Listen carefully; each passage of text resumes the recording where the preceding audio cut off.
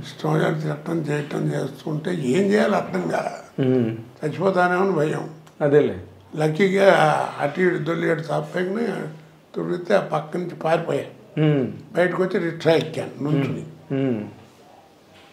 Open top rickshaw ఉంటాయి. సరే అందలేదు. ఆ టైంలో పోలీసు వాళ్ళు వచ్చి మొత్తానికి పంపించారు. అలాగా బ్యాడ్ ఇన్సిడెంట్లు కూడా జరిగినాయి చెప్తున్నా. అదే కాకపోతే నాకేంటంటే దానివల్ల సినిమాలు పాడతాయి పోయినాయా భయం ఉండేది కాదు. ఎందుకంటే కృష్ణ గారు మంచి ఫామ్లో ఉన్నాడు అప్పుడు. నెలకు ఒక సినిమా రిలీజ్ అయ్యి ఇంచుమించు ఏదో సినిమా. అదేలే. ఆ సినిమాలు అన్నింటిలోనూ వేషాలు ఉండేవి నాకు. అదేలేండి. ఆయన వాళ్ళకి మారల్, మీరు మంచి నటుడు అవడమే కాకుండా మారల్ రెస్పాన్సిబిలిటీ కూడా ఉంది కదా. ఆయన చెప్పకుండా అన్నింటిలోనూ ఉండేది. తర్వాత తెలుసు ఏమైందంటే కృష్ణ గారు చెప్పారండి అని మామూలుగా అంటారు కదా. అలా నాకు అందువల్ల నాకు సినిమాల్లో వేషాలు లేవని బాధ లేదు. కాదు, ఇప్పుడు ఇలా మీరు దెబ్బలు తిన్నారు విజయవాడ స్టేషన్లో కృష్ణ గారికి తెలిసిందండి? కృష్ణ గారికి చెప్పారు ఎవరైనా? వచ్చిన తర్వాత కృష్ణ నవ్వుకుంటూ ఆయన ఏమైనా కొట్టారంట కదా ఆయనకి సరదా అవతరాలని ఇచ్చాను అంటే జోక్. అవును, ఆయన సినిమా పోయినా ఆయన అలాగే మాట్లాడి. అవును, దానికి ఒక ఉదాహరణ ఉంది. ఒక సినిమా రైతు బిడ్డ ఏదో సినిమాలో ఎదురుకుండా భరద్వాజ ఆఫీస్ ఉండేది ఎదురుకుండా వాళ్ళ నాన్నగారి ఇంట్లో ఎదురుకుండా ఇంట్లోనే. అక్కడ ఉండేది చిల్లర కళ్యాణం వాళ్ళు సినిమా తీస్తున్నారు. నా దగ్గర డేట్లకు వచ్చారు 15 రోజులు ఎంతో కావాలని. డైరీ సంఘాన్ని చూపిస్తే ఖాళీ లేదు. ఏదో ఒక రోజు 2 రోజులు అంటే అడ్జస్ట్ అది లేదు. వాళ్ళు ఏం చేశారు, అక్కడికి వెళ్ళి ఎవరో మొత్తానికి కృష్ణ దొరకట్లేదండి కోట గారు, డేట్లు ప్రాబ్లం అట్టున్నా 3 లక్షలు అడుగుతున్నాడు అని చెప్పారట. 3 లక్షలు ఏంటి ఆయనకి అప్పుడే అని కృష్ణ గారు వాళ్ళు కోపం వచ్చి కృష్ణ గారు పక్కన ఫోన్ చేశాడు. పద్మాలయాలో కాస్ట్యూమ్ కృష్ణ బట్టలు కుట్టుకుంటూ అక్కడ ఉన్నాడు. బాగుంటాడు అని లాక్ 2 నెలలు పట్టి వేయించారు.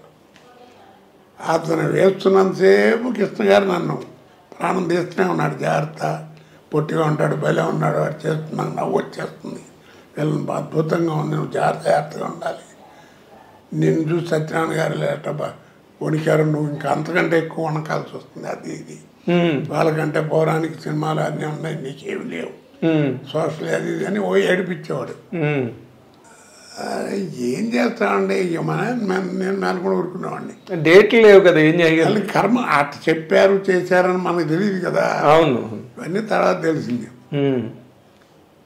ఆ సినిమా తెనాల్లో చిట్టి అంటారే మహారాజు కొడుకు, అవును, తిరుపతి చిట్టి, వాడు డైరెక్షన్లో రైతు బిడ్డ ఏదో సినిమా చేస్తున్నా. అక్కడ ఈయన హీరో. రైతు భారతమా కాదు, రైతు బిడ్డ లాంటిది ఏదో. Okay okay. సినిమా చేస్తుంటే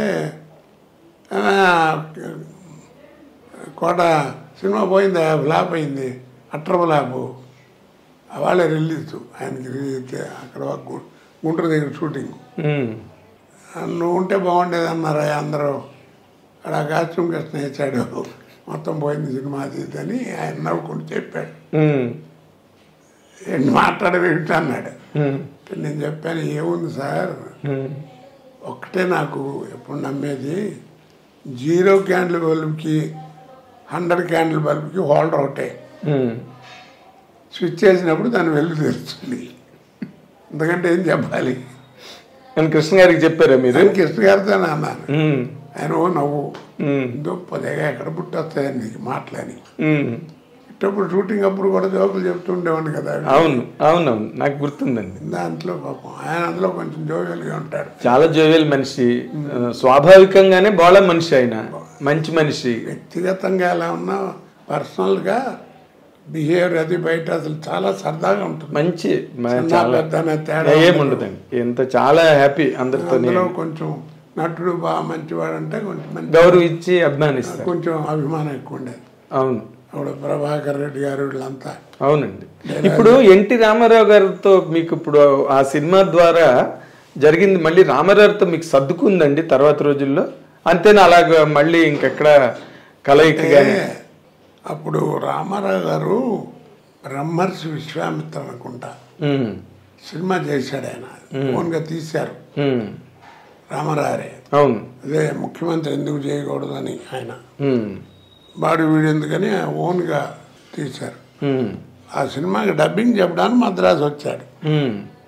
చెప్పి వెళ్ళిపోతూ ఎయిర్పోర్ట్లో యాక్చువల్గా ఆయన వచ్చారంటే వంది మహాతులు వస్తారు కదా. అవును కదా. 25 మంది పక్కన మంచి ఆజానుబాహు, పచ్చని డ్రెస్సు, సన్యాసిని వచ్చేకు పోగు, కిర్రి కిర్రి కిర్రమంటూ చెప్పులు వేసుకుంటూ వస్తున్నారు.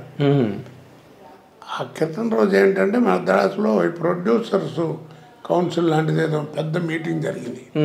దానికి హైదరాబాద్ నుంచి వీళ్ళందరూ పెద్ద పెద్ద వాళ్ళందరూ కూడా వెళ్ళారు, ప్రొడ్యూసర్లు అందరూ. ఓకే. సరే అందరూ ఇటు ఓళ్ళు ఉన్నారు, ఆయన అట్లా వస్తున్నారు, రామారావు వస్తున్నారు, ప్రతి ఒడు అటే చూస్తున్నారు. అట్లా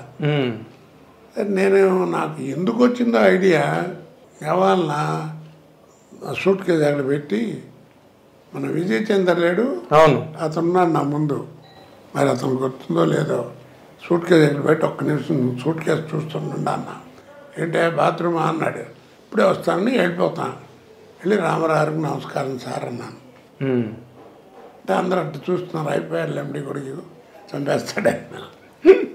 ఆయన కావాలన్నా ముందు అని గుర్తుపెట్టాం బ్రదర్, విన్నాను మీరు చాలా మంచి ఆర్టిస్ట్ అని విన్నాను. చూసారా, కీప్ గుడ్ హెల్త్, చూసారా హెల్త్ బాగుండటం వల్ల ఇది భగవంతుడు ఇచ్చేది, మే గాడ్ బ్లెస్ యూ అని బలం తట్టాడు. టక్కుని కాళ్ళదండం పెట్టేశాను, వేసి వచ్చేసాను. వీళ్ళందరూ వేసినప్పుడు నన్ను అడిగిన వాళ్ళందరిలో చాలామందిని వేస్తున్నప్పుడు షూటింగ్ చూసి అబ్బా ఏం చేస్తున్నాడు రా అన్న వాళ్ళే. ఏం బుద్ధి ఉందో లేదు నీకు, సాచోటి పీస్తే ఏమయ్యేవాడి, ఆయన మహానుభావుడు ఊరుకున్నాడు, ఆయన పర్సనల్ పీకే అంటున్నాడు, చెంప పైలిపోయి మొహం చచ్చేవాడి అన్నట్టు మొదలెట్టారు. సరే విని విని 5 నిమిషాలు ఆగి, మీలాంటి దిక్కుమాలిన ముండాడుగులతో రోజు తినే దిట్లు ఓ దెబ్బ కొట్టాడు అనుకోండి, అకౌంట్ క్లోజ్ అయిపోతారా, అంతే కదా. అంతే, అకౌంట్ సెటిల్ అయిపోద్ది, ఎవడు మాట్లాడ్డా అని అంటే అందరూ ఓర్ని గుండె దేరింతారు అని అందరు నన్ను తిట్టారు. తిట్టంటే నా మెచ్చుకోవడం అదేలేండి, ముండేవాడు కానీ అదే అదొక ఇన్సిడెంట్. తర్వాత మీరు ఇప్పుడు ఈ మండలాధీశుడు అవన్నీ అయిన తర్వాత మీకు ఒక మెయిన్ స్లాట్ అంటే అంతవరకు మీరు బాగా బిజీగా ఉన్న ప్రతిఘటన తర్వాత మీకు వచ్చిన పేరు? ఆ టైంలో మన మోహన్ బాబు గారు ఒక సినిమా తీశారు రామారావుని పెట్టి, మేజర్ చంద్రకాంత్.